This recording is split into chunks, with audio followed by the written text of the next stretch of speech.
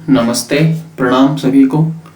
यजुर्वेद परिचय श्रृंखला की यह चौथी कड़ी है और यजुर्वेद परिचय क्रम में हमने अभी तक संक्षेप में यजुर्वेद के विषय वस्तु को, यजुः पद का विशिष्ट और विशाल भाव, यजुर्वेद में यज्ञ की कितनी धाराएं हैं, कौन कौन सी मुख्य धाराओं का समन्वय दिखता है, यजुष की क्या संकल्पना है, उन संकल्पनाओं का संक्षिप्त परिचय हम लोगों ने प्राप्त किया है। इन सभी वीडियो के लिंक नीचे डिस्क्रिप्शन में दे दिए जाएंगे। उनको आप लोग जिन्होंने नहीं देखा है उसको एक बार देख लें, जो सिलसिलेवार क्रम से एक अध्ययन क्रम बना रहेगा। हम लोग इस कड़ी में यजुर्वेद के जो शाखाएं मिलते हैं उन शाखाओं के भी दो संप्रदाय थे मुख्यतः। उस संप्रदाय पे, उस सेक्शन पे हम लोग चर्चा करेंगे। तो सामान्यतया ऐसा माना जाता है कि द्वापर युग में महर्षि वेदव्यास ने इन सब का मतलब शाखा विभाजन किया था और ऋग्वेद, यजुर्वेद, सामवेद, अथर्ववेद आदि के रूप में ये जो विभाजन क्रम मिलता है वह महर्षि वेदव्यास जो 28वें व्यास हैं उनके द्वारा किया गया था। हालांकि जब हम लोग वैदिक इतिहास में सूक्ष्म दृष्टि से अवलोकन करते हैं तो पता चलता है कि महर्षि व्यास स्वयं भी सबसे पहले व्यास नहीं थे। श्री कृष्ण द्वैपायन महर्षि वेदव्यास जो द्वापर युग के अंत में जो देखने को मिलते हैं वह सबसे प्रथम वेदव्यास नहीं थे। उनसे पहले 27 व्यास और हो चुके थे। तो हो सकता है यह कार्य सबसे प्रथम व्यास ने किया हो और चूंकि उस परंपरा में थे तो इसके मतलब इन सब शाखाओं का विभाजन इन महर्षि व्यास के साथ संबद्ध करके देखा जाता है। क्योंकि जब वैदिक इतिहास में ऊपर की ओर देखते हैं, थोड़ा गहराई से देखते हैं, तो चारों वेदों की बात, चारों वेदों की चर्चा महर्षि वेदव्यास के समय से बहुत पूर्व से चली आ रही है। और ऐसा नहीं है कि महर्षि वेदव्यास ने, हो सकता है कि महर्षि वेदव्यास ने द्वापर युग के अंत में इसके लिए बहुत ही उत्कृष्ट कार्य किए हैं और इसके आधार पर डायरेक्टली उनके साथ संबद्ध करके देखा जाता है। तो अभी जब हम लोग यजुर्वेद के वैदिक वाङ्मय के इतिहास में जब और गहराई से देखेंगे तब पता चलेगा कि महर्षि वेदव्यास से पहले से ही वेदों का 4 वर्गों में विभाजन मतलब पहले से दिखता था, पहले से मिलता था। तो ये सब शाखाएं प्राचीन काल से ही प्रचलित थी वस्तुतः। बाद में महर्षि वेदव्यास के जो शिष्य हुए उन शिष्यों के नाम पर भी, उन शिष्यों के जो प्रशिष्य हुए तो उनके नाम पर भी कई कई शाखाएं निकली, कई कई शाखाओं का उद्भव और विकास हुआ। महर्षि वेदव्यास ने अपने 4 शिष्यों को चारों वेदों की शिक्षा दी थी, जिसमें ऋग्वेद पर हम लोग थोड़ी बहुत चर्चा कर चुके हैं। और उसी कड़ी में द्वापर के महर्षि वेदव्यास से ही उनके शिष्य वैशंपायन ने यजुर्वेद की शिक्षा को प्राप्त किया। और परंपरागत इसी रीति में यजुर्वेद में 2 परंपराएं देखने को मिलती हैं, अध्ययन की 2 परंपरा देखने को मिलती हैं। तो इसको कह सकते हैं कि ये 2 संप्रदाय हैं यजुर्वेद के, 2 सेक्ट्स हैं अलग अलग। तो जो फर्स्ट सेक्ट है उसमें ब्रह्म संप्रदाय है, दूसरा जो परंपरा देखने को मिलता है वह आदित्य संप्रदाय का है। तो इसमें ब्रह्म संप्रदाय जो है इसमें विशेषता यह है कि जो मंत्र संहिता भाग है, प्रत्येक संप्रदाय का संहिता भाग होता है जिसको मंत्र भाग कहते हैं। हम लोगों ने ऋग्वेद के परिचय में यह जाना था। तो ब्रह्म संप्रदाय में मंत्र संहिता भाग और ब्राह्मण का भाग दोनों मिले जुले मिलते हैं। तो मंत्र संहिता भाग और ब्राह्मण भाग इनमें दोनों मिले हुए हैं एक साथ में, इनको अलग अलग करके यहाँ नहीं रखा गया है। और यह जो मिश्रण है मंत्रों का ब्राह्मण भाग के साथ जो मिश्रण है, इसी के चलते इसे कृष्ण यजुर्वेद भी कहते हैं। यह इसकी कृष्ण शाखा हो गई। तो कृष्ण नाम होने के पीछे और कोई आधार नहीं है, मुख्यतः यही आधार है कि मंत्र संहिता भाग और ब्राह्मण भाग दोनों का यहाँ पे मिश्रण देखने को मिलता है। इसके चलते यह कृष्ण यजुर्वेद भी कहलाता है।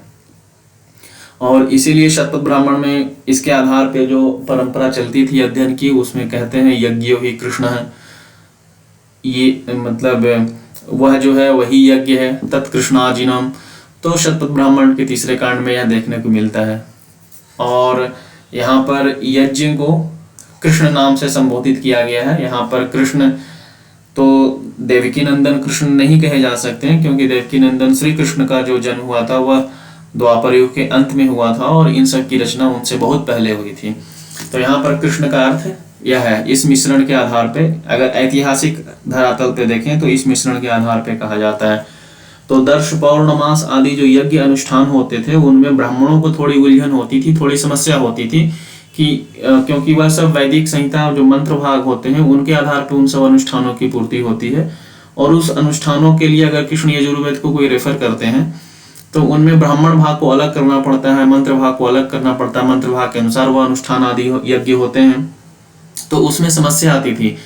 इन्हीं समस्याओं के आधार पर कदाचित इसका नाम कृष्ण रखा गया होगा, तो यह इसकी कृष्ण शाखा है।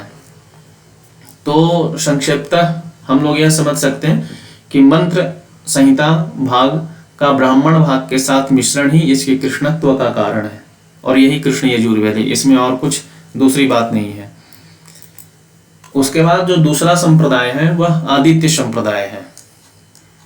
तो इससे ठीक पिछले वाले से यह उल्टा है, इसको शुक्ल यजुर्वेद कहते हैं, यह शुक्ल शाखा है। इसमें क्या है, मंत्र संहिता भाग बिल्कुल ही विशुद्ध रूप से अलग है और ब्राह्मण भाग विशुद्ध रूप से बिल्कुल ही अलग है। इसमें दोनों में मिक्सचर नहीं है, ये अलग अलग है बिल्कुल स्पष्ट रूप से। इसमें 10 पौर्णमास आदि जो यज्ञ आदि अनुष्ठान होते हैं इनमें कोई उलझन नहीं, बिल्कुल आप मंत्र संहिता भाग के आधार पर अनुष्ठान कर सकते हैं, उसमें उसकी पूर्ति कर सकते हैं। इसमें सिर्फ और सिर्फ मंत्र का विशुद्ध भाग देखने को मिलता है संहिता भाग में, ब्राह्मण भाग उससे बिल्कुल ही सेपरेट है। तो इसमें ब्राह्मण भाग का मिश्रण नहीं है और यही इसके शुक्लत्व का कारण है। और शतपथ ब्राह्मण में आता भी है कि ये जो आदित्य शुक्ल यजु के नाम से जो आदित्य यजु है, जो यजु मतलब जो यजुर्वेद के जो मंत्र हैं, जो आदित्य यजु हैं इनको शुक्ल यजु कहा जाता है, यह शुक्ल यजु के नाम से ये प्रसिद्ध है। शतपथ ब्राह्मण में यहाँ देखने को मिलता है हमें। और चूंकि इसके जो आदि उपदेष्टा ऋषि जो है वह महर्षि याज्ञवल्क्य के हैं, तो महर्षि याज्ञवल्क्य इसको वाजसनेयी संहिता भी कहते हैं। महर्षि याज्ञवल्क्य के जो पिता थे वो बहुत ही अन्नदान आदि के स्वभाव वाले थे, तो उनका नाम वाजसनेय था। और वाज का अर्थ होता है अन्न और सनी का अर्थ होता है दान देना।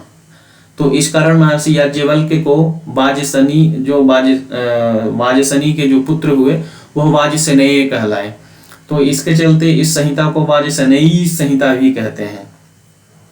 और द्वापर युग में महर्षि वैशंपायन, एक कहानी आता है कि द्वापर युग में महर्षि वैशंपायन से यजुर्वेद की शिक्षा लेने के क्रम में उनके एक शिष्य थे महर्षि याज्ञवल्क्य, उनका भी नाम था, और उनके साथ उनका विवाद होता है और उसके चलते उन्होंने उनसे जो भी कृष्ण यजुर्वेद की जो शिक्षाएं प्राप्त की थी वो उसका उन्होंने वमन कर दिया, उन्होंने शाप दिया और इन्होंने वमन कर दिया, उसकी उल्टी कर दी।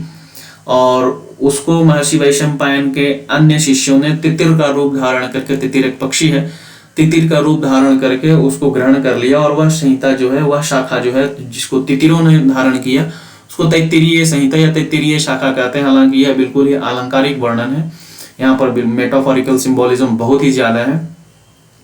तो इसका वास्तविक परिचय और अर्थ हम लोग किसी और अगले वीडियो में जानेंगे, और इसका क्या इतिहास है, क्योंकि याज्ञवल्क्य ने शिक्षा ली, शिक्षा को उल्टी कर देना वो कैसे संभव है आप लोग समझ सकते हैं। उसकी उल्टी हो नहीं सकती, उसका वमन हो नहीं सकता, रुधिरादि युक्त वो वमन तो होगा नहीं, और उसको किसी ब्राह्मण ने ग्रहण कर लिया, किसी जो ब्राह्मण शिष्य थे उसका उन्होंने ग्रहण किया, वह तैत्तिरीय शाखा। तो इन सब का जो आधार है वह बिल्कुल ही मतलब रचनात्मक संकल्पना है। हम लोग वेदों में रूपक देखते हैं, वैदिक इमेजरी, एलिगोरिकल, मेटाफोरिकल जो स्टोरी है, इसके पीछे एक अच्छा इतिहास है, बहुत ही रोचक इतिहास है। इसकी चर्चा हम लोग अगले वीडियो में करेंगे। तो इसी के साथ मैं अपनी वाणी को विराम देता हूँ। सभी को बहुत बहुत प्रणाम और बहुत बहुत धन्यवाद।